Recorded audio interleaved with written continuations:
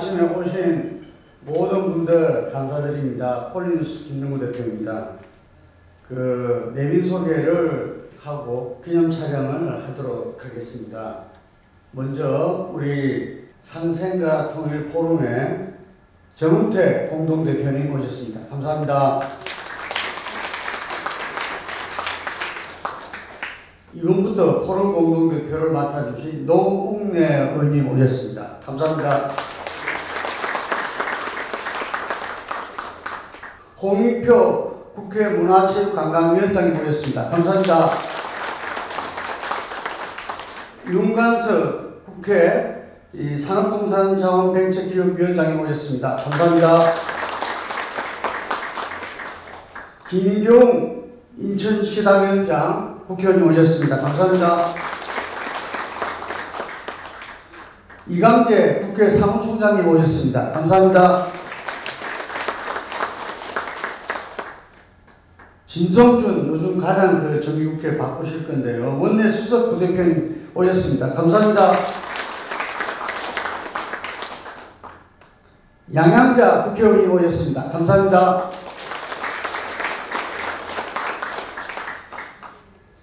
이원우 국회의원님 오셨습니다. 감사합니다. 김경엽 의원님 오셨습니다. 감사합니다. 그리고 저희 상생과 통일 포럼 창립부터 쭉 하셨는데 오랜만에 자리에 참석하겠습니다. 박순자 의원님 오셨습니다. 감사합니다. 한춘자 전 용산당협위원장이 오셨습니다. 감사합니다.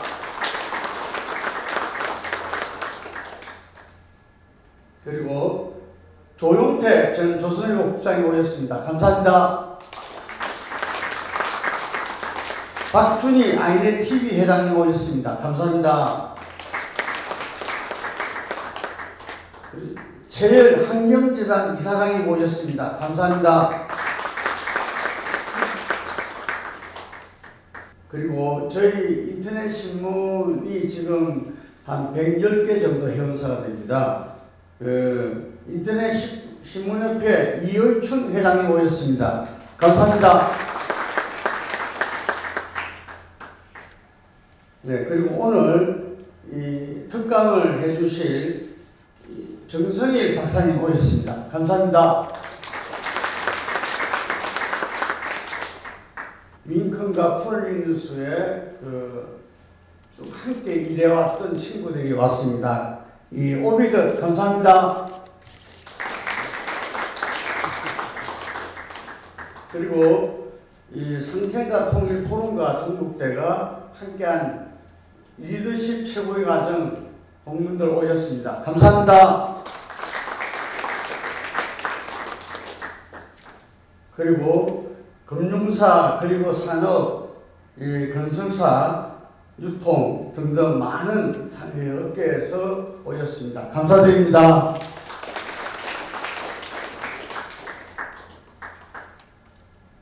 네, 이것으로서 내비 소개를 갖다가 빠뜨린 점이 있으면 양해 바라겠습니다.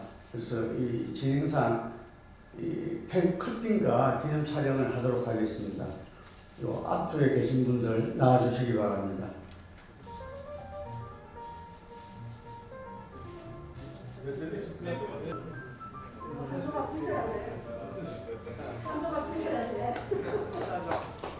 이어서 폴리뉴스 화이팅!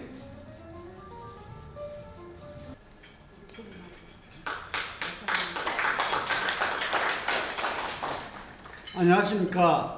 폴리뉴스 창간 22주년을 축하해 주시고 이를 기념하는 상생과 통일포럼 초청 특강에 함께해 주신 자리를 빛내주신 여러분 감사드립니다. 특히 강연을 흔쾌히 수락해 주신 정성일 박사님께 진심으로 감사드립니다. 상생과 통일포럼 공동대표이신 정은택 의원님과 노웅래 의원님, 그리고 바쁜 일정에도 자리를 빛내주신 많은 의원님들과 고문님들, 편집 자원님들께도 깊은 감사의 말씀을 올립니다. 폴리뉴스를 창간한 지 22년이 흘렀습니다. 국민의 정부와 인터넷 초고속망을 전국적으로 구축하며 인터넷 산업의 비약적인 발전이 시작되었습니다.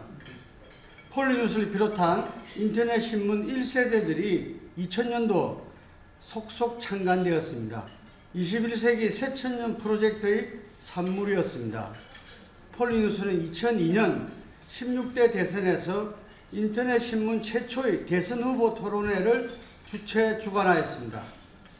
역대 대선과 총선, 지방선거에서는 특집 사이트를 운영하며 국민에게 가까이 가는 정치를 위해 많은 노력을 기울였고 2015년부터는 경제 부분을 확충하며 정치와 경제의 만남이라는 콘텐츠의 다양한 채널을 갖춘 종합 미디어로서 위상을 갖추었습니다. 2014년 통일시대의 리더십이란 하두를 던지며 출범한 상생과 통일 포럼은 폴리뉴스와 함께 지난 5월 제18차 금융포럼에 이르기까지 우리 사회 현재와 미래를 아우르는 다양한 아젠다를 제시해왔습니다. 22년 역사가 그랬듯이 폴리뉴스는 새로운 도전을 지속할 것입니다. 격변하는 매체 환경 속에서 정론직필의 저널리즘 구현이라는 본래의 목표를 중심에 놓고 우리 구성원 모두는 다시금 언론혁명의 전사가 되고자 합니다. 이게 제가 말씀드리고자 싶은 것은 창간할 때 당시에 봉두환 국회의원이자 방송에서 창간 인터뷰를 했습니다. 그러면서 폴리뉴스를 왜 만드냐고. 그러니까 그때 봉두환 앵커가 바라던 것은 우리의 그 정치 현실을 바로잡기 위해서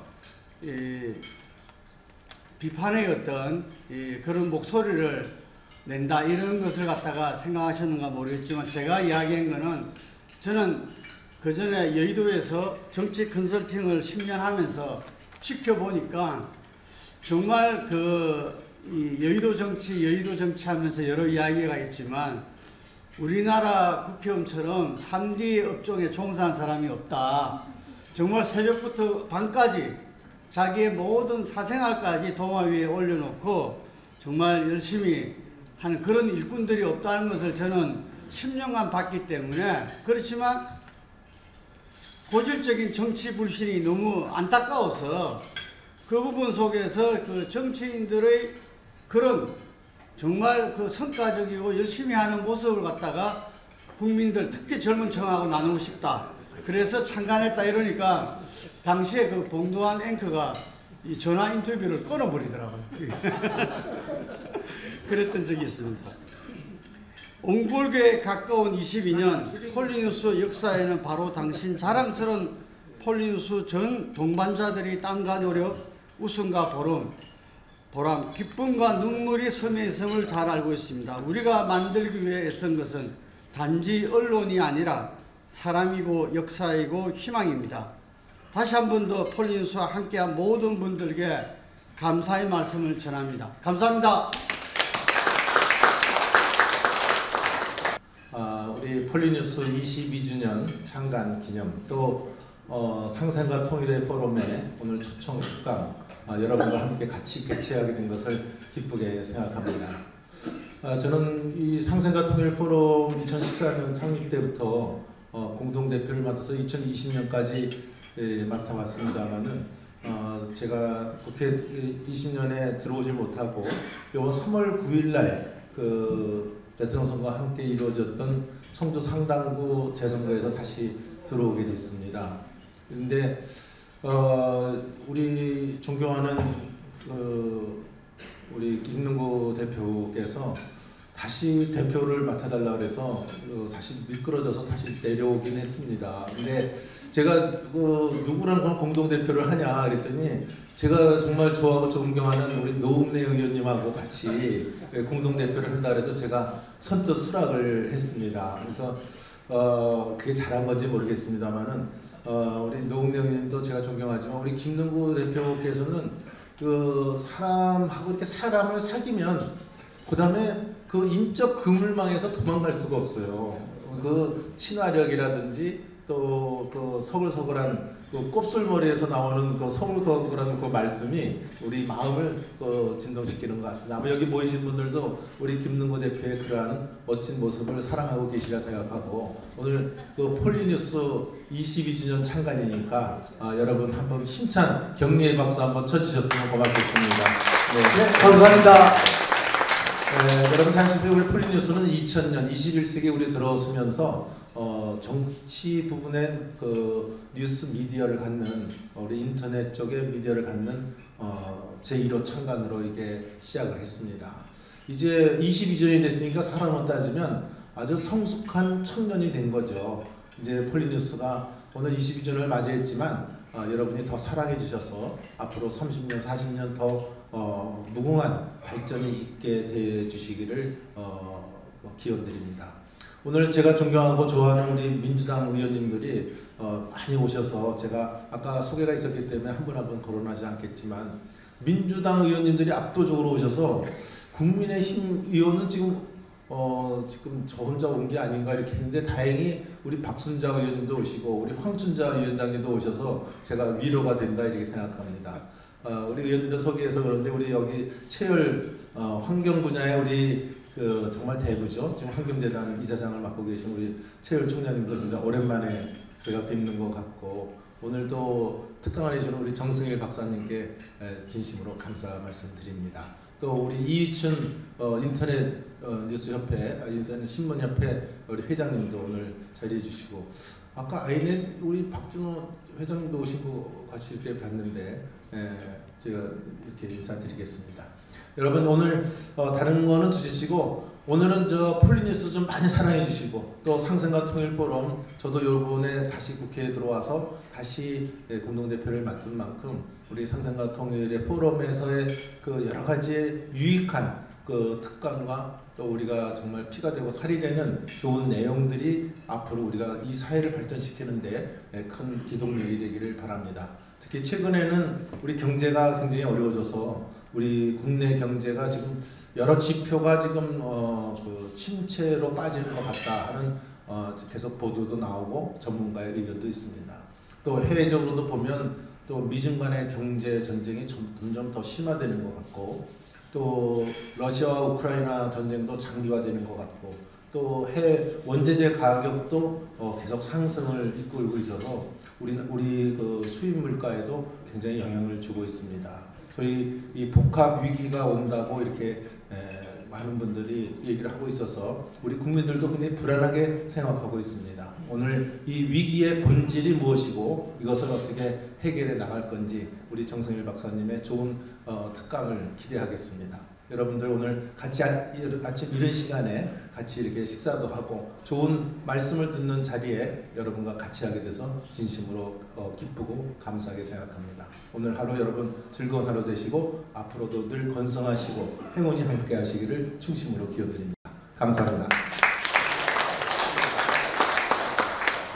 네, 감사합니다. 다음은 이번에 새로운 상생과 통일 포럼의 공동대표를 맡아주신 더불어민주당의 노웅래 의원님 모시겠습니다. 뜨거운 박수 부탁드리겠습니다.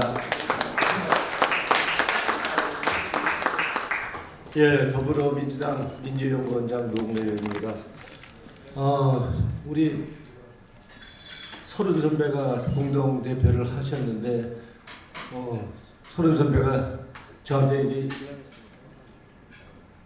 이 자리를 주신 거, 이렇게 인수인계를 해주신 것 같아서, 그래서 제가 이 자리를 무거운 마음으로 맡았습니다. 더더군다나 정우택 선배랑 같이 하는 자리여서 더군다나 하여튼 의미 있게 우리 상생과 통일 포럼과 함께 이 폴리뉴스의 최고의 인터넷 뉴스의 선두주자인 폴리뉴스에 함께하는 이런 자리를 함께할 수 있게 돼서 하여튼 영광스럽고 감사하게 생각합니다.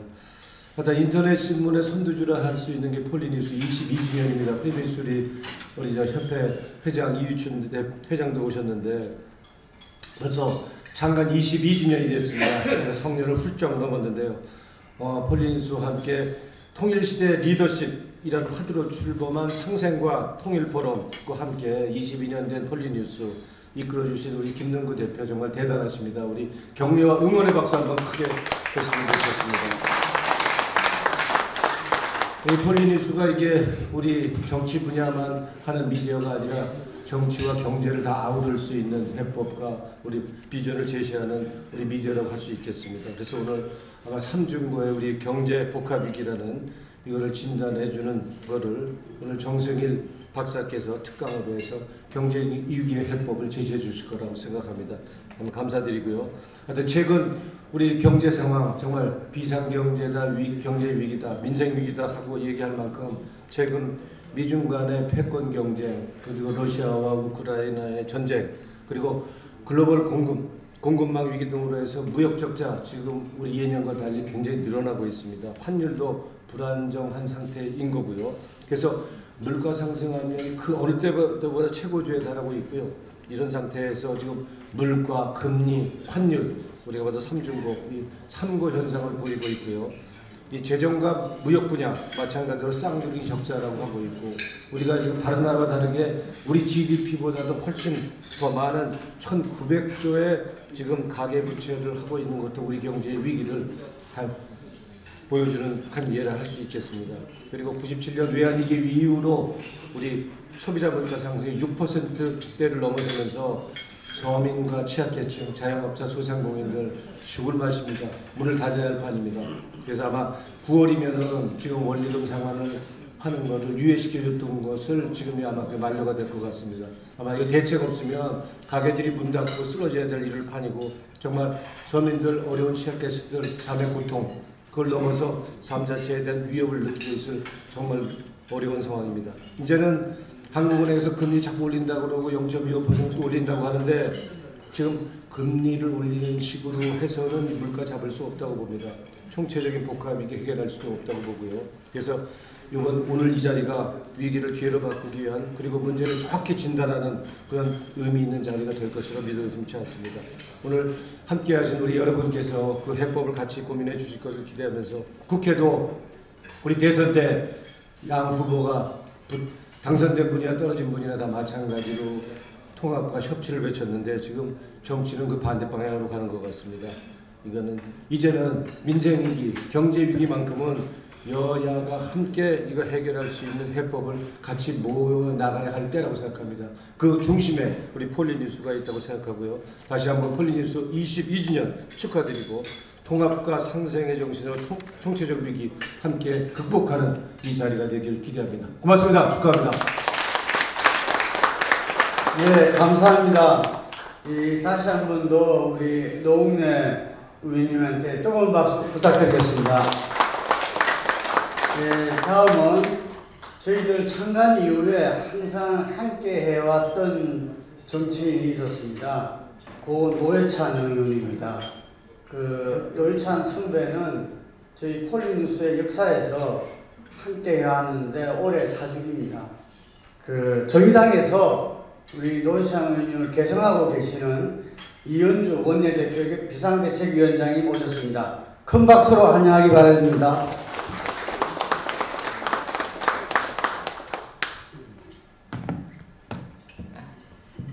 네, 반갑습니다. 정의당 비상대책위원회 위원장 원내대표 이은주 의원입니다. 폴리뉴스 창간 22주년을 진심으로 축하드립니다. 상생과 통일의 가치를 빛낸 지난 22년입니다. 우리 김능구 대표님을 비롯한 임직원분들과 현장의 기자 여러분께 힘찬 격려의 박수를 보내드립니다.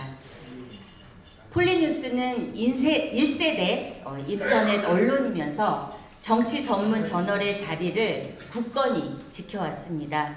인터넷을 통한 정치 참여가 확산되었던 2002년 대선 후보 초청 인터넷 토론회가 아직도 기억에 생생히 남아 있습니다. 그렇게 대선과 총선, 지방선거 등 주요 선거의 정치적 변곡점이 열릴 때면 정치와 시민들 사이에 가교 역할을 하면서 우리 정치 발전에 면면이 함께 해왔습니다.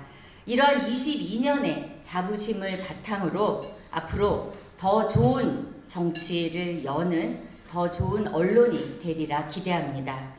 우리 한국 사회는 다시 기로 위에 서 있습니다.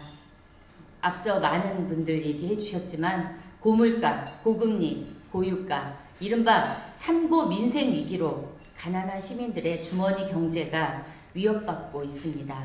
여기에 엎친 데 덮친 격으로 코로나19 재확산의 위험마저 시시각각 다가오고 있는 상황입니다.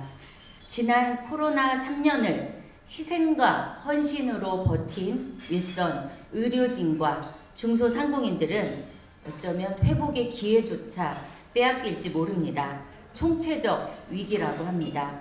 가난한 시민들의 민생을 우리 정치의 우선순위로 세우는데 정치와 언론이 함께 노력해야 할 것입니다. 오늘 열리는 상생과 통일 포럼에서 그 총체적 경제 위기의 해법을 다룬다고 들었습니다. 그동안 우리 경제를 차지해왔던 승자 독식의 논리에 대한 비판적 검토가 있으리라 생각합니다. 사회 상층의 부로 독점된 경제가 아닌 땀의 가치를 살리는 상생의 해법이 논의되길 진심으로 기대합니다. 정의당도 정의당만의 대안과 해법으로 함께 머리를 맞대겠습니다. 폴리뉴스가 우리 김능구 대표님을 비롯해서 우리 사회의 등대가 되어주길 당부드리며 창간 22주년을 다시 한번 진심으로 축하드립니다. 감사합니다.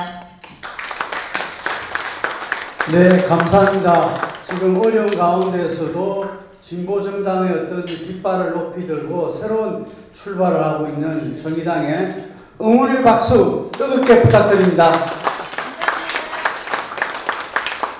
예, 많은 분들이 반가워하고 하셨는데 최열 이사장님 좀 축사 부탁드려도 될까요?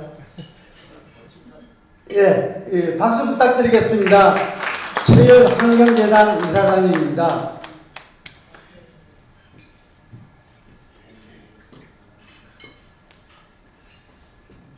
갑자기 나왔습니다. 우선 창립 22주년 축하드립니다. 저는 한 길로 가는 사람입니다. 환경 문제에 관심을 가진 지 46년이 됐고 환경운동을 한 지는 41년이 됐습니다. 제가 처음 환경운동할 때 공이라도 배불리 먹고 싶다 그런 얘기를 많이 들었습니다.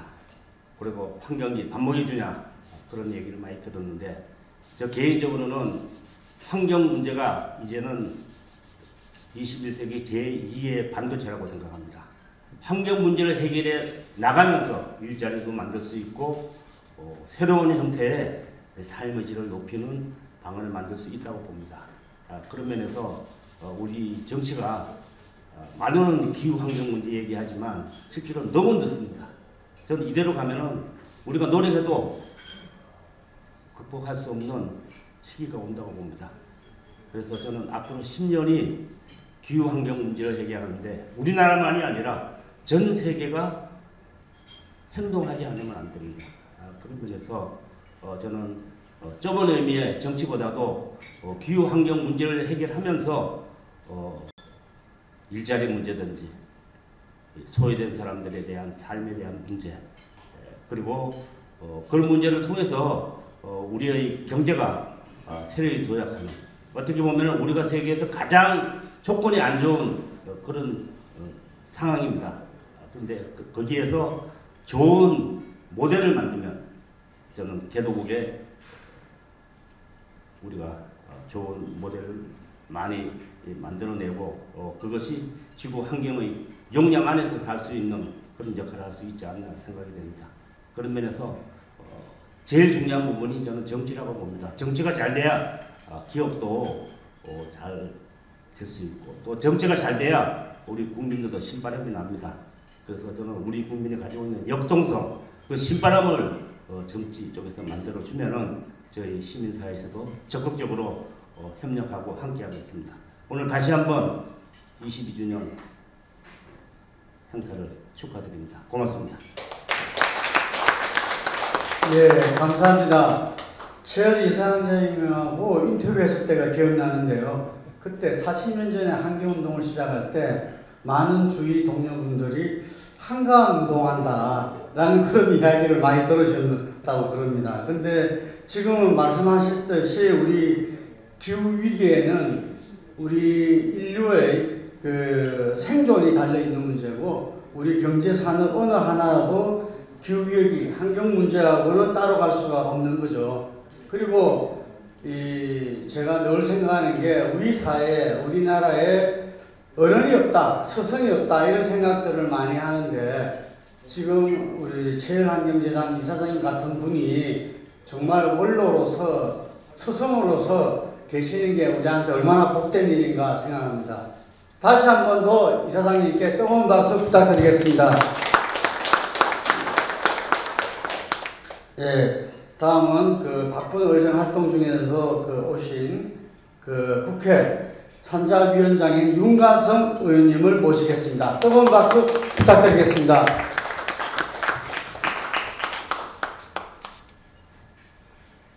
예, 반갑습니다. 먼저 폴리뉴스 참가 22주년을 진심으로 축하드리겠습니다. 그리고 또 공동대표도 다시 복귀하신 정원택 대표님하고 또 새롭게 노웅래 대표님을 보강해서 강력한 대표 체계를 구축하신 것을 축하드리겠습니다. 최일 이사장님과 또 이준 인터넷협회 신문협회 회장님을 비롯한 많은 대표들 그리고 또 상생아 통일포럼 회원님들하고 또 리더십 아카데미 그 회원님들도 많이 오신 것 같습니다. 다 같이 반갑고 축하를 드리겠습니다. 저는 김능구 대표하고 인천에서 노동운동을 한 2년으로 관계방의 그물에 딱 걸려갖고 22년 이상은 빠져나오지 못하고 있습니다. 거의 이 그물이 천라지망이어서 하늘에도 있고 땅에도 있고 아침에도 있고 저녁에도 있고 오늘도 이번 행사 때 문자가 얼마나 많이 오는지 전화도 여러 차례 오고 하여튼간 그동안 참 지속적으로 많은 활동을 하신 것에 대해서 경의를 표하겠습니다. 2000년도 들어와서 인터넷 언론이 시작을 했을 때 1세대 언론으로서 2002년도에 최초의 대선 후보 토론회를 또 인터넷으로 생중계를 하셨고 또 2014년도에 통일시대를 대비한 리더십을 준비하겠다고 해서 상생과 통일포럼을 출범시킨 것으로 알고 있습니다. 다들 쉽지 않은 사업이라고 생각하는데 그걸 아주 투기의 뚝심으로 끈질기게 여기까지 밀고 와서 어느 경지를 만들었다고 생각합니다. 일단 폴리뉴스나 김등무 대표와 관계를 맺으면은 좋은 일이 많이 생깁니다. 최초라는 것들을 많이 만들어냅니다. 아까 말씀드린 대로 인터넷 언론 시대도 열었고 또 통일시대 리더십을 대비한 여러 가지 사업도 하면서 또 컨설팅도 했다는데 우리 여대 국회의원들 여기 전현직들 많이 계신데 또 상당히 또 그 대담한 구상과 창의적인 어떤 그 선거에 대한 여러 가지 컨설팅을 해서 승률을 그냥 많이 높여주는 그런 또 대표님입니다. 그래서 많은 의원님들이 더욱더 관계를 많이 갖고 있는 원인이기도 하다고 생각합니다.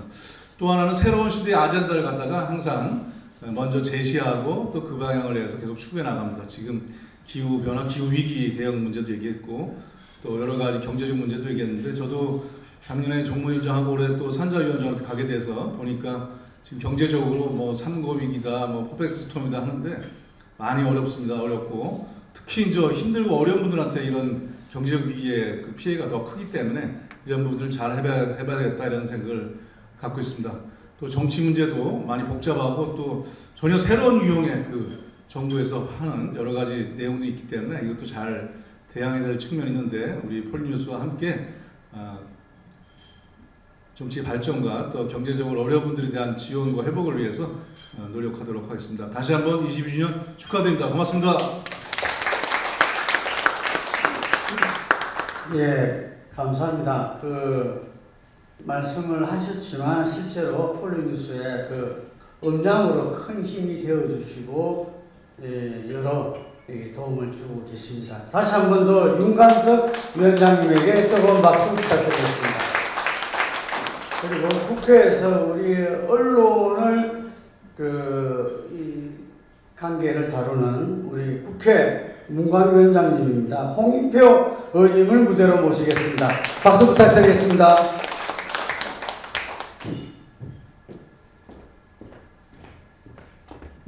네, 반갑습니다. 홍익표 의원입니다.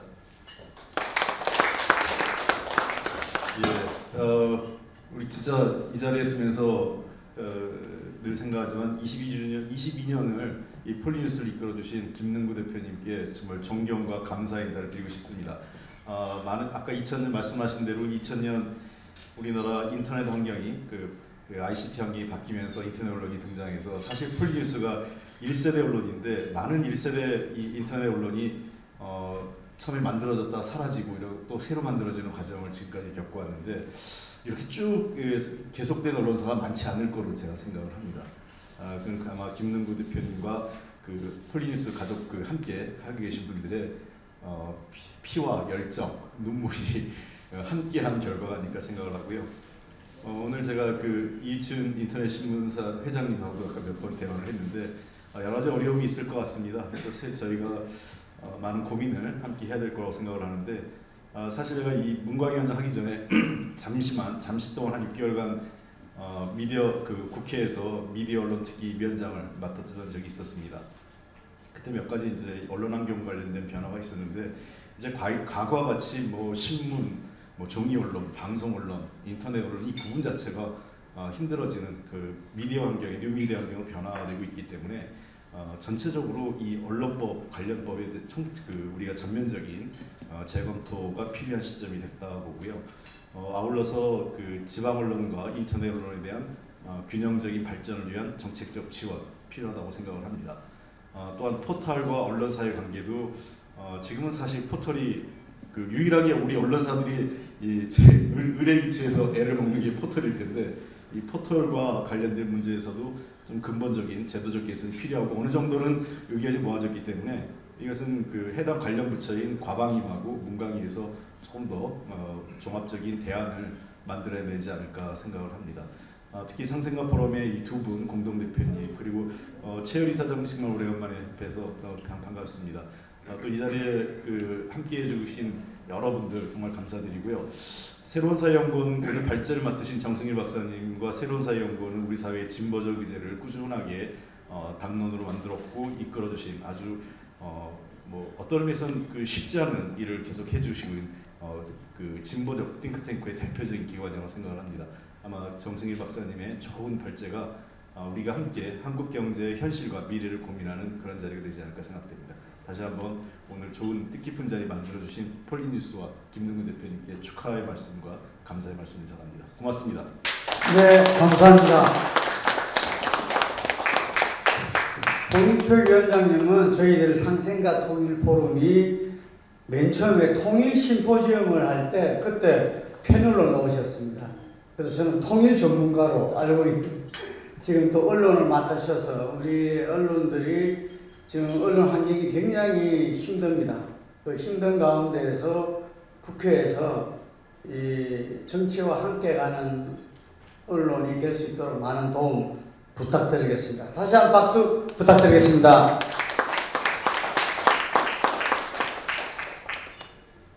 그리고 우리 이현옥 의원님 평소에 축사를 잘 안 하셔가지고 한 말씀 부탁드리겠습니다. 네, 여러분 이현옥 의원님 박수 부탁드리겠습니다.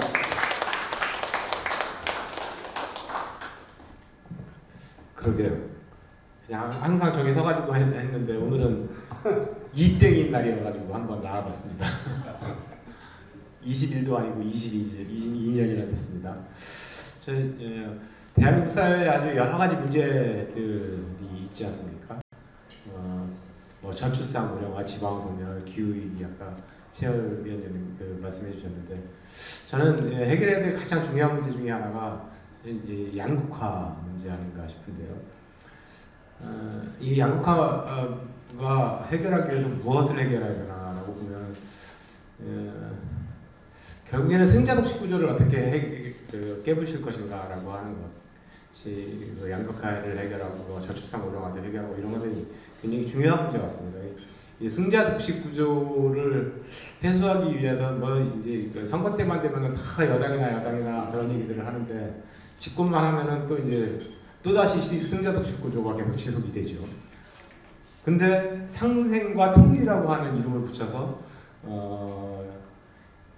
이 포럼을 쭉 운영해 오고 있는 것은 굉장한 해안이 있었던 거 아닌가 싶습니다. 지금 대한민국 사회의 상생과 통일을 통해서 승자독식 구조를 해소하고 그러면서 양극화도 해소하고 대한민국의 모든 문제들을 해결할 수 있는 이러한 길들을 밝혀주고 계신 것이 바로 우리 김능구 대표님이 이끌고 있는 상생과 통일 포럼 아닌가 싶고요.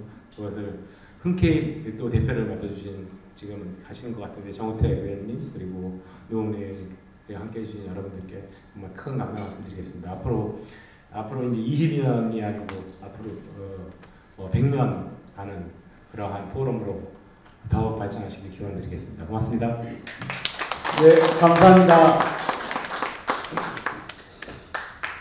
그리고 우리 김경호 의원님 오셨는데 저는 그냥 자료로 대체하겠습니다. 자료에 보면 서면 축사가 있습니다. 그리고 그 90년도 초반에 그 여의도에서 만나가지고 지금까지 관계를 하고 있는데 이번에 더불어민주당 인천시당위원장이 되시고 아마 지금 행안위가 굉장히 열심히 국민들한테 주목을 받고 있는데 행안위 간사를 맡고 계신 김경호 의원님 모시겠습니다. 박수 부탁드리겠습니다.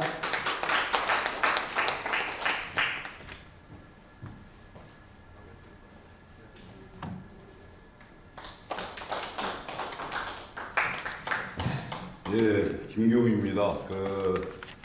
우리 폴리뉴스의 김능구 대표하고 뭐 30년이 넘은 것 같아요. 그리고 실제로 폴리뉴스가 22주년이긴 한데 원래 그 전신은 윈컴부터 이제 시작을 했죠. 그래서 우리 그 당시 윈컴이 출발할 때도 대한민국의 1세대 정치 마케팅을 했던 우리 김능구 사장입니다. 그래서 그 당시에 정치가 돈 먹는 하마다 이럴 때 오히려 과학적이고 체계적인 데이터를 가지고 이 선거 컨설턴트의 역할을 하면서 굉장히 그 새로운 바람을 일으킨 분이 우리 김능구 대표입니다.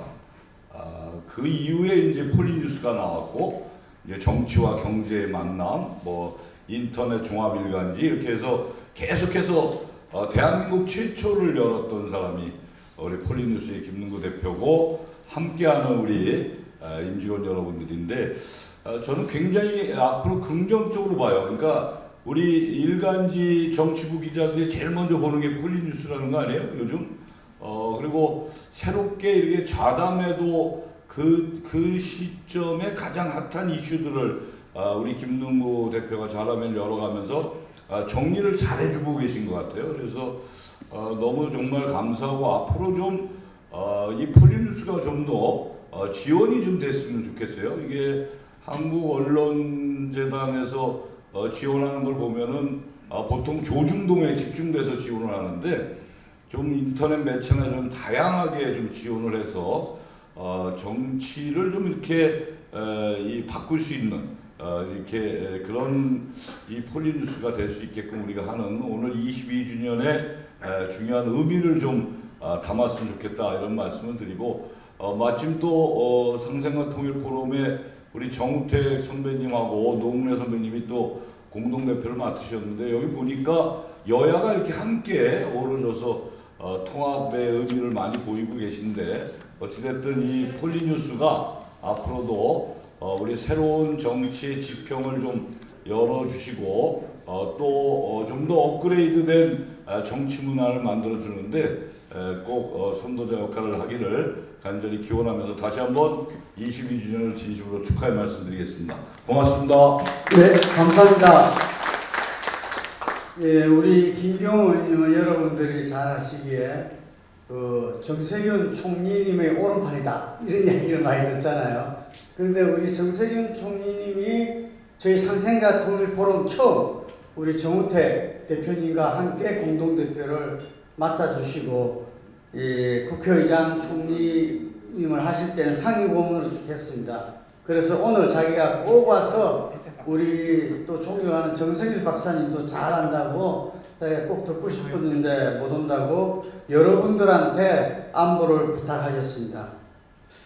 그리고 요즘 핫한 분인데 우리 양양자 의원님 한 말씀 박수 부탁드리겠습니다.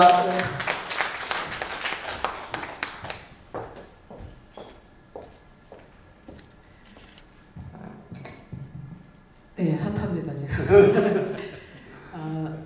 김능구 대표님과 폴리뉴스가 키워주신 광주 서구울 국회의원 양양자입니다. 2016년도에 처음 제가 정치에 영입되어서 들어왔을 때 아마 가장 먼저 저를 인터뷰해 주셨던 그 인연이 오늘 아침 폴리뉴스를 문자로 보내주신 오늘 아침까지도 지속되고 있습니다. 저는 확실히 김동구 대표님이 키워주신 정치인입니다. 앞으로도 잘 부탁드립니다. 22주년 정말 짧지 않은 시간 동안 이렇게 성장해 오시고 정치 관련 뉴스에서는 아마 압도적인 것 같습니다. 늘 익숙한 것과의 결별을 통해서 또 새로운 정치 문화를 만들어 주시고 생각하지 못한 영역에서 정말 새로운 역사를 써주시는 대표님과 우리 폴리뉴스 임직원 여러분들께 정말 진심으로 감사를 드립니다. 앞으로도 초격차의 언론이 되시길 바랍니다. 그 격자가 거리의 격이 아닌 품격의 격이라는 말씀을 드리면서 참 제가 생각하기에 참 대단한 일인 것이 1977년도에 PC가 처음 나왔습니다. PC가 처음 나오고 새로운 정보혁명이 15년마다 이렇게 새롭게 열리는데요. 77년 PC가 나오면서 정보혁명이 열리고 그로부터 15년 후가 1997년도입니다. 그때 디지털 혁명이 일어나죠. 그게 반도체가 여는 디지털 혁명입니다. 그로부터 15년 후가 2000 몇 년이죠? 7년입니다. 2007년에 모바일 혁명이 열립니다.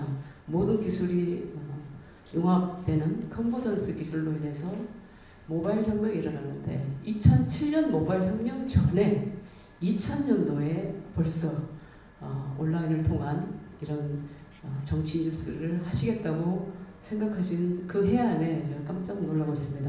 그로부터 15년, 지금 2022년입니다.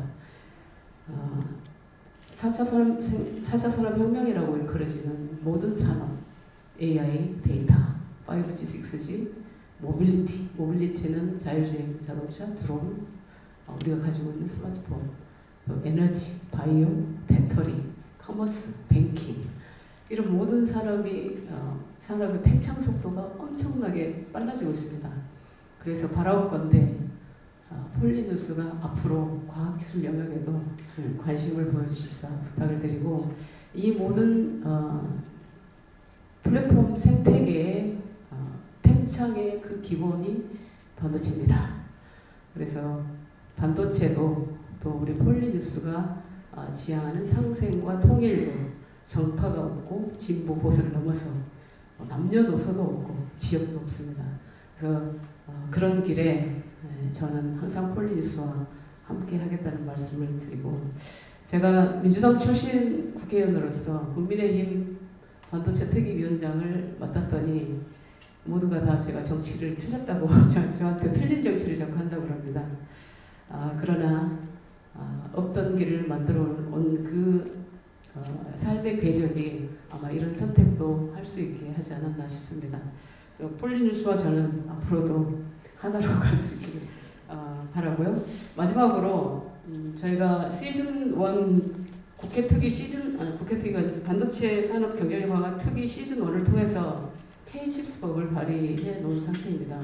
근데 시즌 2 국회 차원 특위로 가서 바로 심사를 하고 이제 시즌 1에서 법안 발의를 했다면 시즌 2는 예산을 다뤄야 합니다. 그래서 폴리뉴스에서 강력하게 K-칩스법 통과와 국회 차원의 특위를 만들어 주실 것을 촉구해 주시길 당부드립니다. 고맙습니다.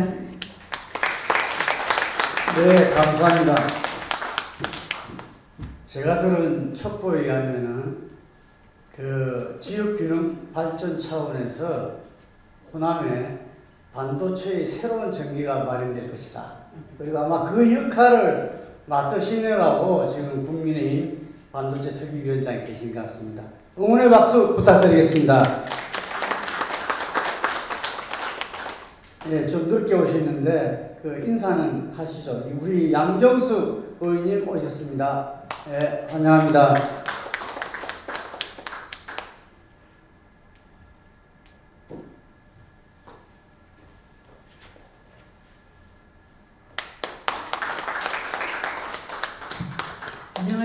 안녕하십니까. 국회 양정숙 의원입니다.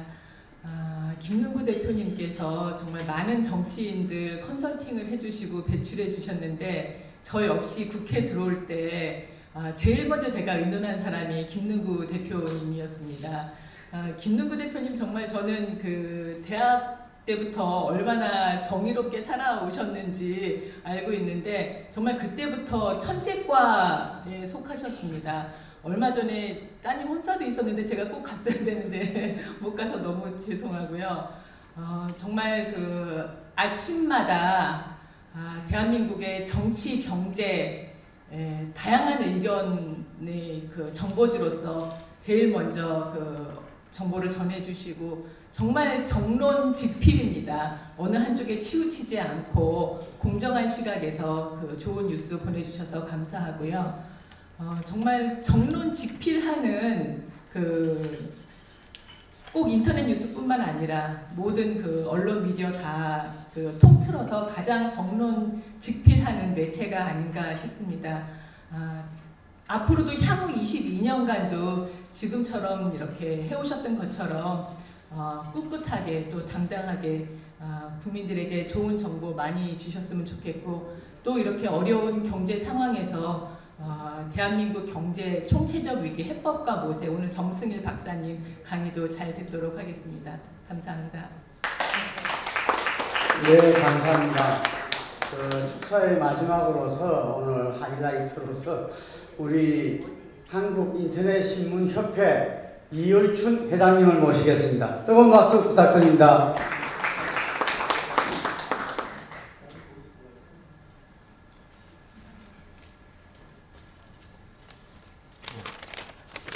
시간이 많이 지났는데 존경하는 국회 각 상임위원장님들 또 비대위원장님 또 각 국회의원님들 말씀 잘 들었습니다. 오늘 인터넷신문협회 이율춘 회장입니다. 저희 그 협회 회원사인 폴리뉴스 창간 22주년을 진심으로 축하드립니다. 의원님들, 위원장님 또 비대위원장님 다 말씀해 주셨는데 이 폴리뉴스는 2000년에 창간됐죠. 사실 그때 모든 정보를 종이신문들이 주도하던 그 시대, 밤의 대통령이라는 말도 나왔던 시대, 언제든지 24시간 뉴스를 갖다 볼 수 있는 그 인터넷 시대를 연 그 초창기 멤버입니다. 개척자이고요. 그 프론티어인데 지금 22년째 인터넷 신문 발전을 주도하고 계십니다. 지금 잘 아시겠지만 이제 모든 뉴스 소비가 디지털, 모바일, PC를 통해서 90%의 국민들이 소비를 하고 있습니다. 종이 신문은 이제 10% 국민들이 소비하고 있는데 이제 이 거대한 그 인터넷 시대에 정말 저희들 막중한 책임감을 느끼고 있고요. 아까 우리 김경우 의원님도 말씀하시고 노웅래 원장님도 말씀하셨지만 지금 종이 신문에 치우친 이런 여러 가지 지원이나 이런 것들도 앞으로 인터넷 쪽으로 골고루 갖다가 지원될 수 있도록 국회의원님들 정말 간곡히 부탁드립니다. 하여튼 폴리뉴스는 설립 초창기부터 인터넷 신문에 참여해온 그 주요 회원사이기도 하고요. 존경하는 우리 김능구 대표님은 그동안의 부회장 등 중요한 직책을 맡아서 협회 발전에 많은 기여를 해왔습니다. 현재도 저 인터넷 신문협회 정책위원장을 맡아서 이 존경하는 국회의원님들하고 또 정부 고위 관계자 등 대외 부문의 소통과 교류에 힘쓰고 있습니다. 폴리뉴스는 최고의 이제 정치 전문 인터넷 신문으로 확고한 위상을 다지고 있어서 매우 든든합니다. 아까 우리 김능구 대표님도 말씀하셨고 의원님도 또 말씀하셨지만 대선이라든지 총선, 지방선거 등에서 신뢰할 만한 판세 분석, 예측 등으로 국내 최고의 정치 전문 매체로서 이 자리매김을 확고히 해온 것 같습니다. 사실 폴리뉴스와 이 인컴을 통해서 당선된 분들이 수백 명이라고 해요. 그래서 앞으로 선거 승리 아마 그 달인이고 이 김 대표님의 조언을 받으면 거의 다 당선된다고 합니다. 하여튼 많은 좀 국회의원님들께서 폴리뉴스와 이 인컴을 관심을 가져주시고 사랑해 주시면 고맙겠습니다. 이 폴리뉴스는 그동안에 보면 시대와 세대를 아우르는 사회적 의제를 적극적으로 발굴해서 정치를 넘어서 경제 분야까지 진출하면서 종합 인터넷 신문으로서 도약했습니다. 개혁적 보수와 합리적 진보의 상생과 협치를 일관되게 추구해 왔는데요. 이 김 대표님의 해안과 리더십은 최근 정치권의 갈등과 대립을 풀어갈 수 있는 가장 중요한 해법이 될 것으로 기대합니다. 폴리뉴스야말로 정론, 정언, 직필로서 우리 사회가 나아갈 최대 정신을 제시하고 정치권과 독자들의 사랑을 많이 받아왔습니다. 김능구 대표님에게 뜨거운 격려와 지지를 부탁드립니다. 한국인터넷신문협회도 폴리뉴스와 함께 독자들의 신뢰를 받는 인터넷신문 생태계를 조성하는 데 힘쓰겠습니다. 다시 한번 창간 폴리뉴스의 22주년 창간을 축하드리면서 폴리뉴스의 변함없는 발전과 성장을 기원합니다. 감사합니다. 인터넷신문협회 회장님으로서 우리 인터넷신문의 창달에 노고가 많으신 우리 이유춘 회장님한테 격려의 박수 부탁드리겠습니다. 여러분이 말씀하셨지만 저희들은 아침 7시 반에 모닝 브리핑을 제 컨셉으로는 대한민국을 움직이는 분들에게 다 보내고 있습니다. 거기는 윤석열 대통령의 개인폰에도 우리 뉴스를 보내고 있는데 아마 열심히 봤으면 좀 변화가 있을 건데 이재명 의원님뿐만 아니라 그리고 각계 산업계에서 뛰고 있는 분들 그리고 지방 정치에 열심히 하고 계시는 우리 단체장 의원님들한테 사회 곳곳에 필요로 하신 분들에게 저희가 보내고 있습니다. 아까 말씀드렸지만 저희들이 22주년을 맞이해서 지금 여러 준비를 하고 있습니다. 그래서 가을부터는 정치 웹진을 더 강화해서 이 정치를 더욱더 편하고 쉽고 그리고 아까 제가 말씀드렸지만 여의도 정치와 국민들 간에 정말 과격 역할을 제대로 할 수 있는 매체가 되도록 노력하겠습니다. 그럼 이것으로서 오늘 축사를 모두 마치겠습니다. 축사를 해주신 모든 분들께 뜨거운 박수 부탁드리겠습니다.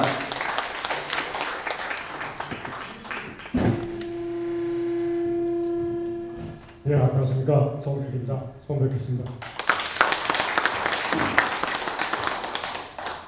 사실 제가 오늘날 한국 경제가 직면한 모든 거를 다룰 수가 없고요.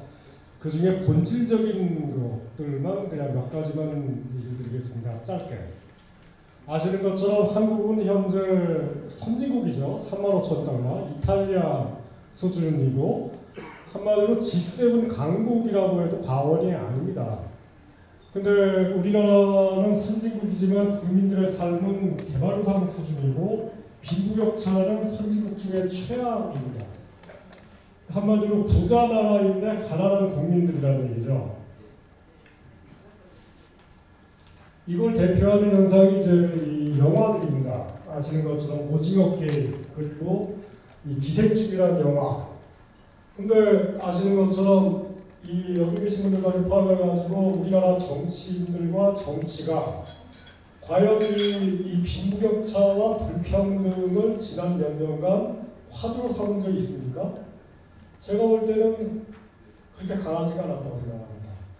작년에 진행된 대통령 경선 그리고 올해 대통령 선거 과정에서 이 화두가 핵심적인 쟁점이 된 적이 없습니다. 대선 후보들도 이거 관련한 공약을 내세운 적이 거의 없다고 생각하고요. 그리고 예를 들어 지금 이 두 영화가 세계적으로 큰 호평을 받았는데 호평을 받았다는 것만 얘기되고 있지 저 영화에서 다루는 소재 그 자체는 우리나라 언론사들도 그리고 정치인들도 별로 다루지 않고 있습니다. 한마디로 그냥 한류 때문에 돈 벌고 있다. 선진국이다. 이 얘기만 하고 있지 저 영화에서 다뤄지는 그 이야기 내용이 얼마나 국제적으로 한마디로 쪽팔리는 얘기인지는 얘기를 하지 않고 있습니다. 오징어 게임을 얘기하자면은 오징어 게임의 화두는 굉장히 공정한 게임에서 탈락한 사람들이 죽어가는 얘기입니다. 핵심은 공정입니다, 제가 볼 때. 근데 아시는 것처럼 이 윤석열 대통령이 당선된 화두 중에 하나가 공정이죠. 그리고 작년에 대통령 후보를 하셨던 이재명 후보가 지난 몇 년간 이야기했던 화두가 바로 공정입니다. 근데 공정이 과연 우리나라 사회를 살려줄까요? 아니라고 생각합니다. 공정이라는 것은 경쟁의 규칙, 얘기를 할 뿐이지 이 경쟁에서 탈락한 사람들은 어떻게 부자를 건지에 대한 얘기는 공정이란 가치가 아예 없습니다. 이거랑 연관되는 게 저는 이 철학적인 배경이 있다고 생각합니다. 바로 고전적 자유주의와 신자유주의인데 이 얘기를 왜 하냐면은 여기 나온 이 두 사람 중에서 왼쪽 사람이 밀턴 프리드만이고요. 오른쪽 사람이 아담 스미스입니다. 그러니까 지난 경제학자들하고 얘기해 보면은 우리나라에서 민주당 인근에 있는 이 진보 경제학자들은 본인들의 사상의 원체를 아담 스미스라고 얘기합니다.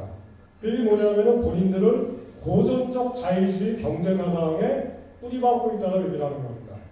거기에 비해서 이 보수 쪽에 있는 분들은 자기들의 사상적 원천을 밀턴 프리드만 쪽에서 얘기하고 있습니다.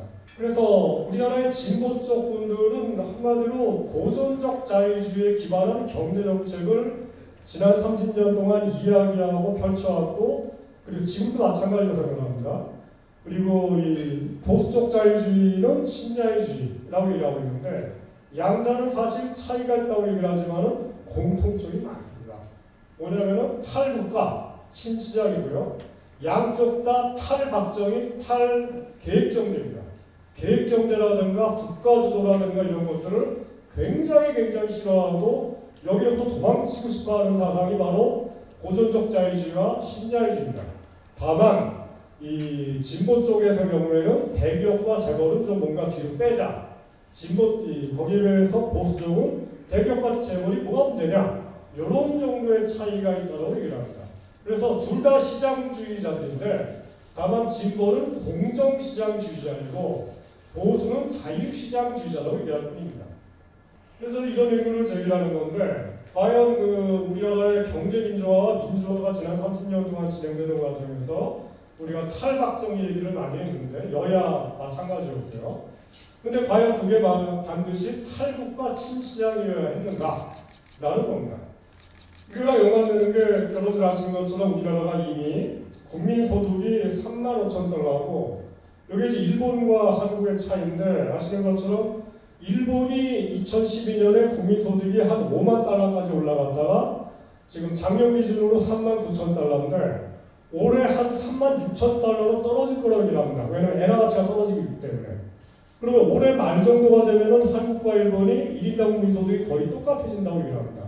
물론 이제 여러 가지 변수가 있지만 저는 이거는 역사적인 사건이라고 생각합니다. 우리나라가 일본보다 더 내년부터 더 부유해진다? 우리가 꿈도 못 꿨더니 여러분들이 아마 어렸을 때 그리고 대학 다닐 때 한 번도 우리 생애에 달성되지라고 생각지도 않았던 그런 엄청난 사건이라고 생각합니다. 한일 간에 이미 인구격차가 나오고 있습니다. 아시는 것처럼 대기업이 있는 경우에는 일본이 우리나라 절반 수준밖에 안 됩니다. 그리고 이 중소기업의 경우에도 우리나라가 일본보다 이미 이 월급이 높습니다. 지금. 이거 뭐 많이 다 얘기하고 있는 겁니다. 우리가 더 잘 삽니다. 지금. 근데 더 빈부격차가 심하죠. 이거랑 연관되는 게 저는 또 다른 자유주의입니다. 새 자유주의라고 합니다. 뉴 리버럴리즘이라고 해요. 이거를 앞장섰던 사람이 바로 청년 처칠입니다. 여기 오른쪽에 있는 인물인데요. 1906년에 영국의 자유당이 집권합니다. 이걸 이끌었던 사람이 로이드 조지라는 사람, 왼쪽 인물인데 이 두 사람이 영국 역사상 처음으로 복지국가 정책을 도입하고요. 산업민주주의를 도입하고요. 산업민주주의라는 게 노동권입니다. 노동조합권을 도입을 하고요. 그리고 부자 증세를 향한 움직임이 처음으로 영국에서 시작이 됩니다. 이거를 새자유주의. 왜 새자유주의냐? 왜 새냐? 기존의 고전적 자유주의는 이런 얘기를 한 적이 없거든요. 굶어 죽건 실업자가 되는 간에 국가는 아무것도 하지 않겠다. 자유마음이다. 자기 책임이다. 이게 바로 자유주의 사상의 핵심인데 이래하다가는 이 사회주의 세력에게 우리가 정권을 잃어버리거나 아니면은 혁명이 일어나서 체제가 뒤집히겠다라는 위협을 느끼면서 새자유주의가 나타나는 겁니다. 또 새자유주의는 결국은 빈곤과 실직에 대해서 국가와 정치가 책임을 져야 된다는 겁니다. 개인의 책임이 아니라 국가가 책임져야 된다는 거고요. 국가는 결국은 공정한 경쟁 질서, 이른바 공정성만 가지고는 책임이 다할 수 없다는 겁니다. 또 최저임금을 도입하고 그리고 이 사회복지를 확대하자 이런 얘기를 한 이때부터 세계 역사에서 처음 시작이 된 겁니다. 결국은 이제 복지국가와 산업민주주의를 얘기를 한 거죠. 이거랑 연관되는 게 이제 요즘의 화두인 자유입니다. 자유가 과연 뭘까요? 자유는 여러 가지가 의미가 있는데 기존의 그 자유주의는 소극적 자유, 프라이버시의 자유라든가 재산권 침해로부터의 자유 이 얘기만 했는데 비해서 이 새로운 자유주의는 적극적 자유, 국가는 실직자와 배고픔으로부터 국민들을 자유롭게 해야 된다. 그래야지만이 자유로운 삶이 안동이 되는 거다. 라는 의미로 얘기했고 이거를 적극적 자유라고 얘기합니다. 나중에 이제 20세기 사상가였던 이 자유주의 사상가였던 이사야 벌린이 이걸 체계화시키죠. 이런 이론들을. 근데 사실 이 적극적 자유라는 이 사상은 19세기까지만 하더라도 이른바 사회주의자들 말고는 적극적 자유주의 얘기를 한 적이 없습니다. 하지만 20세기의 새 자유주의는 이 개념을 적극적으로 수용을 합니다. 근데 이거를 대표하는 게 이제 뉴 리버럴리즘을 대표하는 게 바로 미국에서는 뉴딜 자유주의입니다. 30년대 대공황이 터졌죠. 실직자들이 줄 섰고요. 오른쪽에 있는 사람 저기 이제 애들을 굶기는 지금 어머니 모습이고요. 아래는 딸 4명을 먹을 게 없으니까 애들을 길거리에 지금 내다 팔기 위해서 for children for sale 우리 딸들 4명 팔겠다 사가세요. 이게 미국입니다. 인친매매가 일어나고 있는 겁니다. 30년대 중반의 모습이고요. 이게 이런 걸 보면서 이제 그 당시에 양식 있는 사람들 다 뭐라고 생각하냐면은 자본주의 시장 경제는 끝났다라고 생각했습니다. 사실. 가령 헬렌 켈러 아시죠? 헬렌 켈러가 그런 얘기를 합니다. 양식 있는 사람으로서 사회주의가 돌아간다는 것을 믿어 의심치 않는다고 얘기합니다. 헬렌 켈러가. 그런 시대였습니다. 이때 루즈벨트가 당선돼서 뉴딜을 얘기합니다. 대공황에 대해서 여러 가지 정책을 얘기하면서 국가가 아무것도 안 하는 게 아니라 이 실업자들 구제하고 그다음 최저임금제를 도입하고 노동자 활성화시키고 노인연금제도 도입하고 건강보험제도 처음으로 도입하고 이런 모든 제도 우리가 알고 있는 제도들이 미국 역사상 처음으로 도입됩니다. 그리고 아시는 것처럼 여러 가지 공공사업을 통해서 인위적으로 일자리 창출하는 거죠. 그때 이제 루즈벨트가 했던 가장 이제 큰 유명한 얘기가 The only thing we have to fear is 두려워하지 말자. 왜냐하면 이 당시 두려움이라는 여러 가지가 있었는데 루즈벨트는 그 당시 이제 이른바 이 여러 쪽에서 헨리 조지가 헨리 포드 같은 기업가들이 루즈벨트를 사회주의자라고 욕을 합니다. 거기에서 이제 두렵적으로 하는 거예요. 빨리 가니까 여기에 대해서 이제 그런 걸 두려워하지 말자라는 겁니다. 하지 말고 사람들을 살리기 위해서는 할 걸 하자라는 겁니다. 바로 옆에 있었던 나라지만 대륙 건너에 있었던 나라에서는 대공황 시기에 히틀러가 등장하죠. 히틀러를 지지했던 이 사람들이 부자들입니까? 아주 가난했던 서민들입니다. 저 오른쪽에 있는 포스터는 그 당시 나치당의 포스터입니다. 아르바이터들, 노동자들이 히틀러를 찍자라는 겁니다. 자, 그 오른쪽에 있는 거는 지금 이 굶주리는 그 부부입니다. 애를 들고서 집을 잃어버린 노숙자들입니다. 배고픔으로부터 우리가 벗어나기 위해서 히틀러를 찍자라는 겁니다. 그 히틀러가 당선되었고 제 약속을 어겼을까요? 아닙니다. 실제로 히틀러 집권 4년 만인 1936년도에 히틀러가 실업자를 완전히 없애버렸습니다. 그리고 백인들, 아리안족에게는 과감한 복지국가 정책을 펼칩니다. 이게 나치입니다. 그리고 이게 바로 무솔리니의 사실이었고요. 사실은 이런 정통을 상당히 이어가던 게 일본 자민당입니다. 여러분들 아시는 것처럼 일본 자민당은 시장주자가 아니라 일본을 어느 정도 아시아에서 가장 발전된 복지국가로 만든 정당입니다. 지금도 최저임금을 올리기 위해서 애를 쓰고 있습니다. 그런 정당입니다. 저렇기 때문에 독일 사람들이 이 히틀러 집권 초기만 하더라도 반신반의했다가 히틀러가 집권하고 나서 이 히틀러를 지지하지 않았던 사람들조차도 히틀러를 지지했고 적어도 아리안족에 속했던 사람들은 히틀러를 위해서 2차 전쟁 말까지 충성을 다했다는 겁니다. 문제는 저 체제를 유지하기 위해서 타인종들, 아리안족이 아닌 사람들은 노예로 삼고 짓밟았다는 거. 이게 바로 나치예요. 옆에 있었던 그 영국에서는 케인즈와 베버리지가 처칠 전시대강에 참가합니다. 이 두 사람 다 이 베버리지, 그 다음에 이제 처칠. 베버리지는 여러분들이 아시는 요람에서 무덤까지라고 하는 복지국가 정책을 만든 사람이고요. 이제 케인즈는 이제 그것과 연관된 이 복지국가를 뒷받침해주는, 그리고 전쟁을 뒷받침해주는 거시경제 정책을 만든 사람입니다. 이 두 사람 다 자유당 소속이었습니다. 영국 자유당. 자유주의자들이었고요. 새자유주의 이런 쪽이었습니다. 이분들 다 마찬가지로 이분들은 이제 주로 미국의 루즈벨트 대통령이 펼친 정책과 동일한 경제 정책을 영국에서 펼쳐야 한다라고 주장했던 사람들입니다. 그리고 이 사람들의 그 사상이 루즈벨트 정부에 굉장히 큰 영향을 끼쳤고요. 자, 그래서 케인즈와 베버리지 같은 사상이 사실은 전쟁 이후에 1950년대부터 70년대, 80년대까지 우리 세계에서 큰 영향을 미쳐가지고 자본주의 전성기를 만들었다고 봅니다. 자, 이 당시에 그 세율을 보면은요, 여기 보시면은 이 개인 소득세 최고 세율인데 가장 높았던 시기가 1940년대부터 70년대인데 그 중에 가장 높았던 나라가 영국입니다. 개인 소득세 최고 세율이 무려 95% 이상까지 가는데 50년대부터 저건데 저 시기의 상당수가 영국 노동당이 아니라 영국 보수당 집권입니다.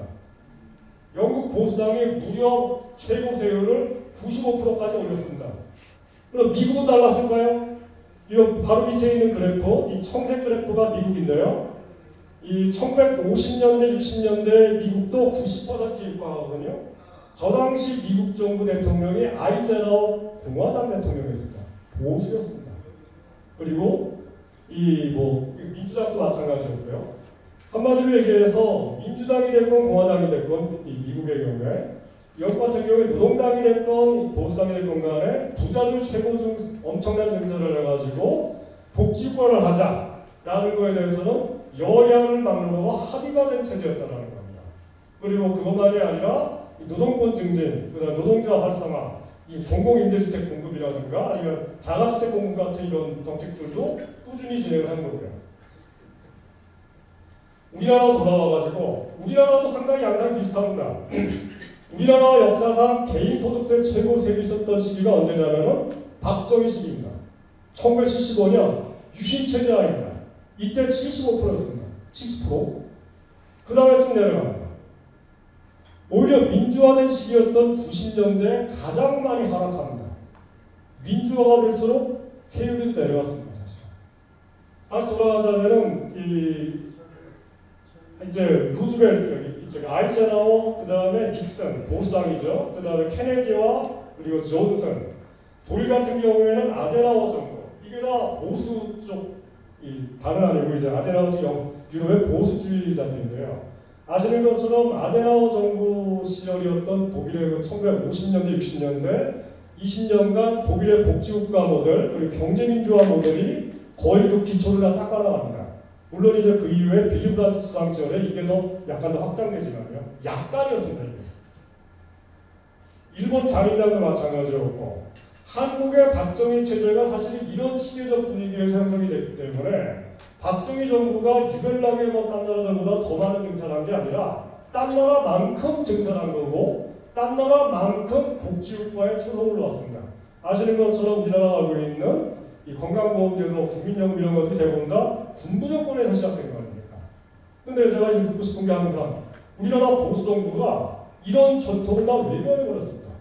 복지를 안 하려고 길을 씁니다. 지금. 박정희 정치를 이어받지 않으려고 길을 쓰고 있습니다. 경제민주화로 돌아가자면은 경제민주화 얘기가 많은데요. 저는 경제민주화를 이렇게 생각합니다. 우리나라 그 월급쟁이들 한 2천만 명 되는데요. 그 중에 한 1,000만 명 정도가 최저임금 정도를 받고 있습니다. 그 중에 한 절반 정도는 대학 나온 사람들이에요. 최저임금밖에 없었습니다. 이 사람들의 꿈이 뭐냐면은 한 달에 300만 원 버는 겁니다. 나도 연봉 한 4천 정도 받고 싶다는 겁니다. 아주 소박합니다. 근데 이거를 만족을 못 시킵니다. 자영업자들 한 달에 한 120만 원, 150만 원 버는다. 이분들도 꿈이 한 달에 300만 원 버는 겁니다. 이 꿈이 이루어지지 않으니까 자살하고 있습니다. 경제민주화라는 게 저는 이분들의 꿈을 만들어준 거라 하면은 이게 다 합쳐가지고 이 꿈을 이루는데 한 260조 정도가 필요한데 이게 당연히 국가 예산으로 하자는 게 아니라 이런 정도의 뭔가 분배가 일어나야 되는데 이거를 어떻게 할 거냐가 저는 경제민주화의 핵심적인 아주라고 생각합니다. 경제민주화가 뭐냐라고 했을 때 이 책이 이제 1928년도에 독일 베를린에서 나왔는데 저기 이제 비르샤프트라는 게 독일말로 경제고 경제민주주의라는 책인데 이 나프탈리라는 분이고요.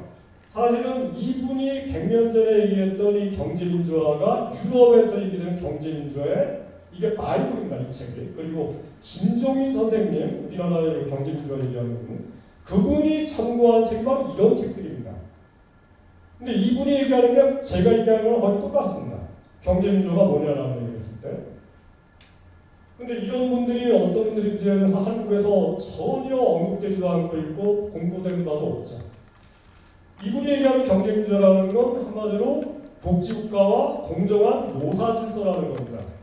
노사질서라는 거는 오늘날 독일처럼 직장민주화가 진행되어 있고 한마디로 직장가치가 없는 세상. 그리고 산업민주주의. 산업민주주의라는 건 뭔가 원화청관계 같은 것들이 다 이 단체 결속으로 이루어지고 있는 그런 세상. 그러니까 우리나라처럼 뭐 대기업만 노동조합이 있고 중소기업 이런 데는 없는 게 아니라 중소기업까지 다 있고 여기서 공동으로 단체결이 일어나가지고 밑에부터 임금이 올라가고 현대처럼 임금이 안 올라가는 이런 세대. 이게 바로 노사질서입니다. 근데 우리나라에서는 그게 아니라 경제민주화하면은 항상 뭐가 등장하죠? 중소기업 얘기만 하죠. 중기청 얘기만 합니다. 공정한 경쟁시장 얘기라고 있고 공정거래위원회입니다. 한마디로 경제민주화하면은 그 경제민주화 혁명의 혁명위원회는 공정거래위원. 그래서 마치 완전한 경쟁시장이 만들어지면은 공정한 분배가 돼가지고 사회가 굉장히 평화롭고 이 뭔가 이 갈등이 없는 세상이 될 것처럼 착각합니다. 제가 볼 땐 대단한 착각입니다. 공정거래위원회는 그런 거 하는 부처가 아니거든요. 아시는 것처럼 이제 우리나라가 인구격차에서 벌어지고 있습니다. 이게 미국입니다. 지난 40년, 50년 동안 인구격차가 쫙 벌어진 나라입니다. 이게 노르웨이입니다. 세계에서 유일하게 노르웨이 같은 북유럽 나라들만 지난 40년간 경제 성장만큼 임금이 똑같이 올랐고 나머지 나라들 중에 그런 나라 없습니다. 그나마 독일과 북유럽 나라들만 그런 식으로 왔습니다. 복지국가이고 산업민주주의가 발전한 나라만 국가입니다. 우리나라는 어떨까요? 우리나라 미국이랑 비슷합니다. 지난 40년간 인구격차가 계속 벌어지고 있고 특히나 90년대 말 이후 지난 25년간 계속 벌어지고 있습니다. 아시는 것처럼 자영업자까지 따지면 더 심하게 벌어졌습니다. 근데 저 기간에 누가 집권했죠? 민주당, 국힘당 양쪽이 번갈아 나오면서 집권했고 양자가 별 차이가 없습니다. 그러니까 국민들이 정치에 관심이 없어지는 겁니다.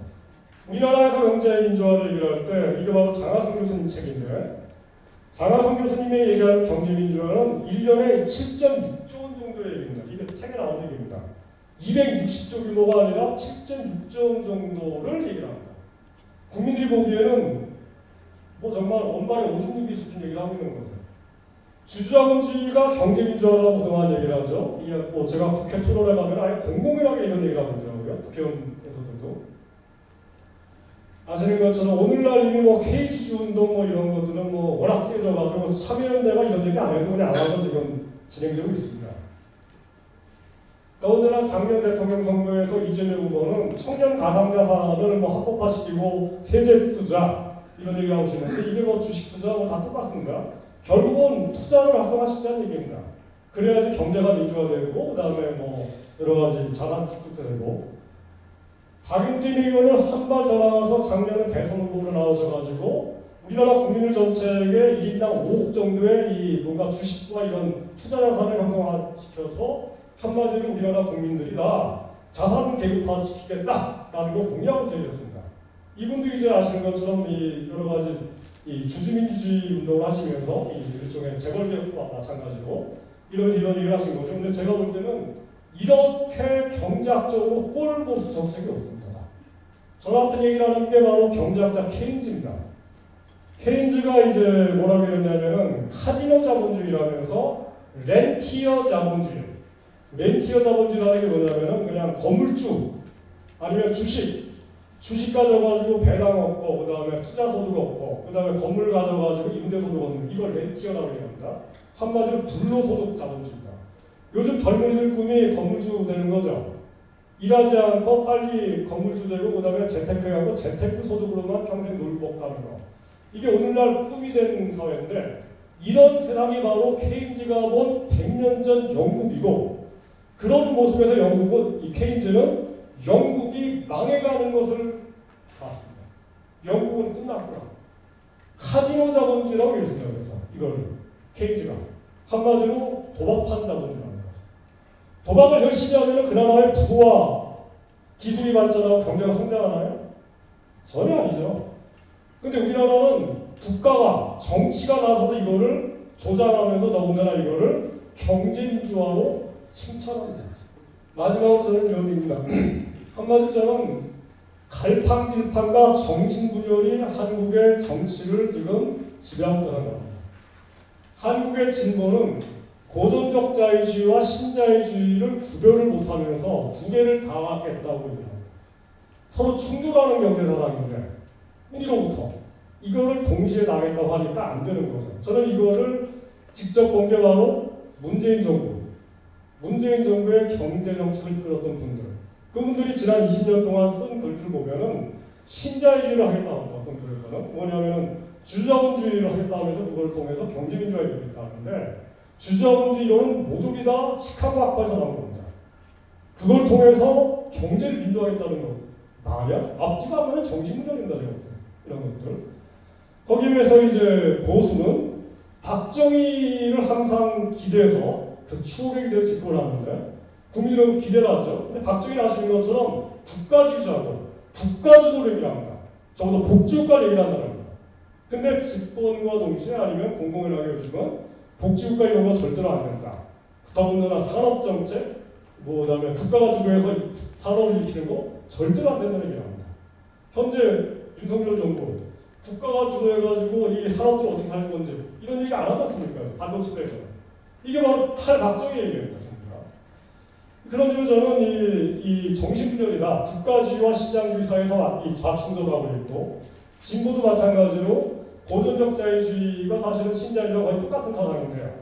이것과 세자유주의, 케인즈 사상 사이에서 왔다 갔다 하면서 이 일종의 정신분열에 빠져 있고 이거를 국민들이 무의식적으로 느끼고 있다. 도대체 뭘 하겠다는 정당들인 건지 모르겠다는 거죠. 마지막으로 제가 얘기하는 건 요건데요. 미국의 트럼프와 프랑스의 르펜입니다. 미국의 트럼프와 르펜이 같은 것 같으면서 다릅니다. 둘 다 인종주의자고 백인 우월주의자이고 우리 같은 아시아인들 깔보는 사람들입니다. 근데 양자는 굉장히 큰 차이가 있습니다. 유럽의 이 르펜 같은 사람들은 복지국가론자입니다. 아까 얘기했던 그 히틀러의 후계자입니다. 아리안족들, 프랑스 오리지널들에게는 복지권을 해야 되고 부자를 태도해야 되고 그러기 위해서도 유럽 공동체 EU에서 탈퇴하자는 겁니다. 왜? 민족국가를 부활시켜야 되니까. 그러기 위해서 탈세계화주의입니다. 거기에 비해서 미국의 트럼프는 신자유주의 보수입니다. 구보수가 아니라 뉴라이트, 신보수죠. 여기는 복지국가 이런 얘기 안 합니다. 부자를 얘기도 안 해요. 그렇기 때문에 트럼프를 찍었던 이 가난한 백인들이 실망해서 바이든을 찍어버린 거죠. 근데 우리나라의 보수는 그럼 이 둘 중에 누구를 뽑아가고 있을까요? 트럼프 쪽이죠. 그렇기 때문에 저는 집권하자마자 지금 지지율이 확 떨어지고 있다는 겁니다. 서민들을 위한 일을 거의 안 하고 있다. 저는 이게 논리적으로 당연한 거라고 생각합니다. 근데 아무튼 간에 저는 이 우리나라의 이 보수와 진보의 양쪽이다.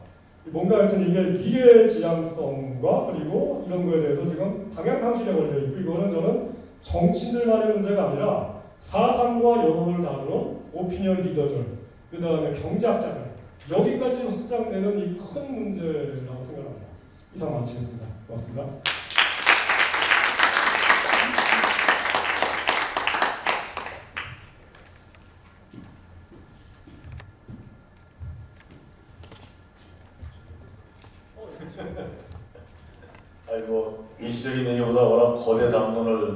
주셔서 질문이 있을까 모르겠습니다만 프로페서 혹시 질문 있으시면 해주시기 바랍니다. 네, 박사님 의문인지 모르겠는데 해법도 좀 이야기해 주시죠. 해법. 해보면 제가 이제 맨 앞에 그 제목에서 복지국가와 산업민주주의라는 얘기입니다. 먼저 복지국가 얘기를 하자면은 복지국가 얘기 말씀드린 것처럼 지난 100년간의 역사에서 영국의 처칠, 미국의 아이젠하워, 그 다음에 닉슨까지 포함해가지고 대부분 다 복지국가를 지지했던 분들입니다. 케인즈 경제학을 지지했고 베버리지 도버서를 지지했던 분들이고 사실은 그런 것을 한국의 박정희가 수용을 했던 겁니다. 그리고 김종인 박사님이 그거를 공부하고 오셔가지고 한국에서 실천했던 분입니다. 그러니까 지금 한국의 일종의 그루 같은 역할을 하고 있는 거예요. 이런 것들을 저는 이 보수가 떠나는 걸 하고요. 진보는 오히려 더 나가야 돼 사실은. 뭐 지금 아까 얘기처럼 이 자유주의를 얘기를 하는데 오늘날 자유주의가 그나마 살아남은 덕택은 19세기의 사회주의자들이 문제 삼았던 것들을 수용을 했기 때문에 아까 말씀드린 것처럼 자유라는 것을 그냥 기업의 자유, 시장의 자유만이 아니라 인간의 삶의 자유라는 것으로 해석을 하고 국가가 뭘 할 건지에 대해서 빈곤으로부터 실직으로부터 어떻게 국가가 정치가 해방시킬 것인지를 얘기했기 때문에 라는 거고요. 그리고 그런 점에서 저는 이 민주당 역시 복지국가 쪽으로 다시 부활시켜야 되는데 아시는 것처럼 이 복지국가 사상이 제가 볼 때는 제가 좋은 것 중에 하나 며칠 전에 보니까 민주당이 당강령에 보편적 복지국가라는 강령이 다시 들어갔더라고요. 그래서 저는 굉장히 좋은 현상이라고 생각하는데 문제는 이제 이거를 당내에서 이 보편적 복지국가에 대한 사상과 역사, 세계사까지 포함해가지고 이런 교육이 없지 않습니까? 그럼 이제 교육이 없다라는 문제. 두 번째 또 하나 문제. 이 보편적 복지국가를 얘기를 할 때 제가 기존에 나오는 그 논의의 한계가 뭐냐면 이거를 사회복지학자들이 주장합니다. 근데 문제는 사회복지학자들은요, 대학에 가면은요, 사회복지학과가 따로 있어요. 그분들이 다루는 건 정말 사회복지 영역만 다루지 문화, 스포츠, 예술 이런 거대한 문제들을 다루지 않습니다. 예를 들어서 교통 문제, 교통 같은 경우에 자가용이 아니라 뭐 가령 이제 대중교통을 어떻게 들을 건지 일종의 대중교통의 활성화, 전부 다 이 공공인프라 문제인데 이런 것들은 사실 복지국가에 다 들어가는 얘기들이거든요. 이런 것들을 전혀 안 다루고 있어요. 그 다음에 문화예술 문제, 예를 들어가지고 프랑스에서 복지국가 시절이었던 50년대, 60년대 그 당시 대통령이 프랑스의 누구죠? 드골이죠. 드골 대통령이었는데 드골이 1950년대 말에 앙드레 말로 아시죠 여러분들? 소설가 이분을 문화부 장관에 앉혀갖고 이분이 주도하에 프랑스의 문화적 대부흥이 일어납니다. 그때 이제 새롭게 나타난 게 바로 루브르 박물관이에요. 그때 이제 파리와 루브르가 재단장하면 전쟁을 했었으니까 그러면서 이제 이거를 다시 유적화시켜 나가면서 프랑스 파리가 오늘날처럼 엄청난 세계 관광지대가 된 게 바로 이 드골과 앙드레 말로의 덕택이라고 하는데 앙드레 말로가 이제 시행한 정책 중에 하나가 모든 그 박물관과 갤러리와 그리고 이런 것들을 세계 최고 수준으로 만든과 동시에 여기 입장권을 무료화시키고 있습니다. 근데 이 무료화 정책이 사실은 프랑스 대혁명에 이미 나왔던 슬로건입니다. 혁명의 슬로건입니다. 이런 정책들, 문화적인 얘기들이 가령 이제 우리나라 복지국가 논의에 없죠. 지난 문재인 정부 이런 거 한 적 있습니까? 없죠. 그 다음에 이런 것만 아니라 스포츠 문제도 마찬가지죠.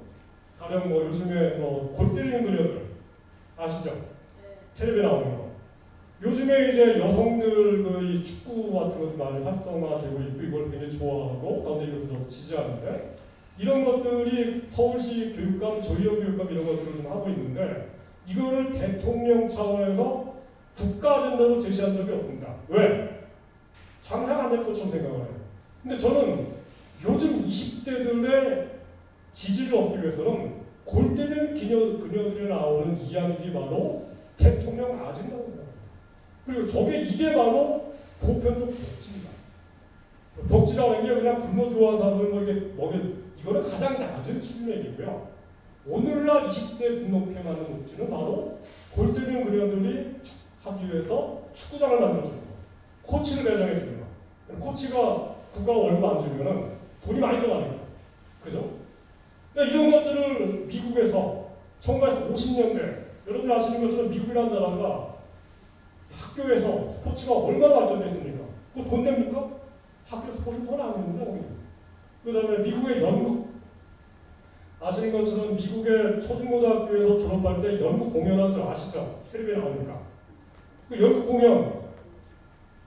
공연하려면 코치 필요하겠죠? 감독 필요하겠죠? 그 사람들 월급 누가 줄까요? 그 다음에 공연장이 다 필요하겠죠? 언제 만들었을까요? 전부 다 미국의 50년대, 60년대, 70년대 미국의 뉴딜 리버럴리즘, 아이젠하워와 케네디 대통령 시절에 만듭니다. 이게 바로 복지국가 시스템입니다. 이거를 지난 40년간 다 80년대 이후에 이런 것들을 개선하고 더 좋게 만들지 않아가지고 미국이 현재 공격이 망가지고 있다는 얘기를 하는 거고요. 근데 우리나라는 저런 것들을 만든 적이 아예 없거나 아니면은 대통령 아들로 삼은 적이 없다는 거예요. 이런 것들이 제가 볼 때는 정말 민생 개선에서 가장 중요한 생활적 아젠다인데 이런 것들이 저는 이 대통령은 이런 데 관심 없고 그냥 저런 것들을 그냥 지자체장이라든가 아니면 교육감 수준에서 내 방치해두고 별로 그러니까 예산책 정도 안 해버리는. 실제로 대통령이 나서야지만이 충분한 예산과 법제력이 일어나지만 이게 진행되는데 이런 게 제가 볼 때는 우리나라의 지금 현재 가장 문제이고 뭐 그런 게 아닌가 생각합니다. 그리고 산업민주라는 거는 뭐 아까 제가 얘기한처럼 이제 거의 기존의 경제민주화가 뭔가 이 사상적으로 저는 이 세계 보편적인 얘기랑 너무 동떨어진 얘기라 가지고 이 문제가 심각하다는 얘기고요. 그런 점에서 저는 이 복지국가 그리고 경제민주화에 관한 이 세계 보편적 이야기들을 이제는 제대로 좀 이야기하고 해나가자. 그리고 이게 뭐 제가 얘기한 것처럼 새로운 얘기가 아니라 이미 100년 묵은 오래된 미래라는 겁니다.